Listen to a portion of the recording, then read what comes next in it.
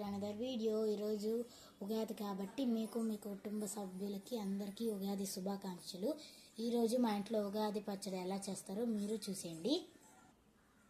ఇప్పుడైతే పచ్చడికి కావాల్సిన పదార్థాలు ఏంటో చూసేద్దాం. ఫస్ట్ ఇదైతే వేపపూత, ఉప్పు, చింతపండు రసం, మిరియాల పొడి, బెల్లం, పచ్చి మామిడికాయలు. ముందుగా అయితే సాల్ట్ వేసుకుందాము ఫ్రెండ్స్. ఆ తర్వాత వేప పూత, ఆ తర్వాత పచ్చి మామిడికాయ,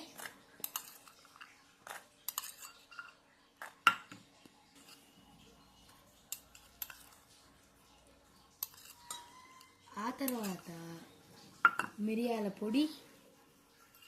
ఉగాది పచ్చడి అయితే తయారైపోయింది ఫ్రెండ్స్. Bye friends.